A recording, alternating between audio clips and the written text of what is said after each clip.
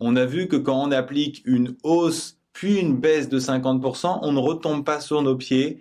Et justement, quel taux appliquer pour retrouver la valeur initiale? C'est ce qu'on appelle le taux d'évolution réciproque. On a vu dans la vidéo précédente qu'une hausse de 50% suivie d'une baisse de 50% revient à une baisse de 25%. On se demande ici quelle baisse appliquer pour retomber sur la valeur de départ. Donc ici pour retomber sur 300. On sait déjà que pour passer de 450 à 300, pour revenir, on peut appliquer l'opération inverse de multiplier par 1,5 qui est divisé par 1,5. Maintenant, ce qu'on se demande, c'est quelle multiplication est équivalente à une division par 1,5. Rappelez-vous, diviser par 2, c'est comme multiplier par 1 sur 2. De la même façon, diviser par 1,5, c'est comme multiplier par 1 divisé par 1,5. Vous effectuez ce calcul à la calculatrice et vous trouvez le coefficient multiplicateur. Ensuite, pour avoir le taux d'évolution réciproque qui permet de retomber sur la valeur de départ, il suffit de chercher le taux associé qui ici est environ égal à 33,3.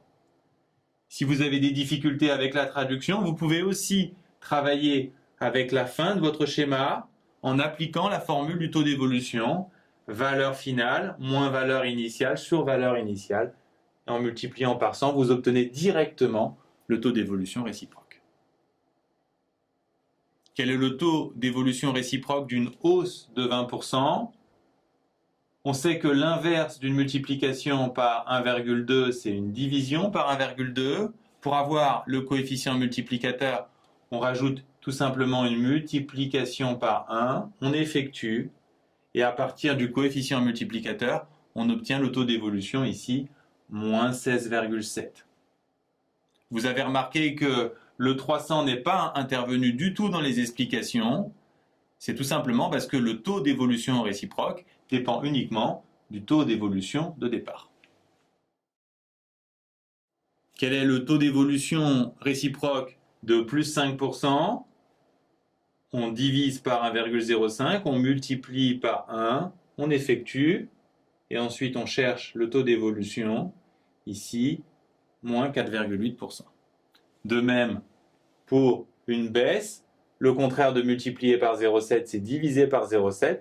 On rajoute la multiplication par 1, on effectue, et on trouve tout de suite le taux d'évolution global, 42,9.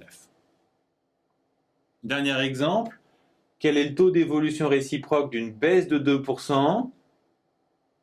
Le contraire de multiplier par 0,98, c'est diviser par 0,98.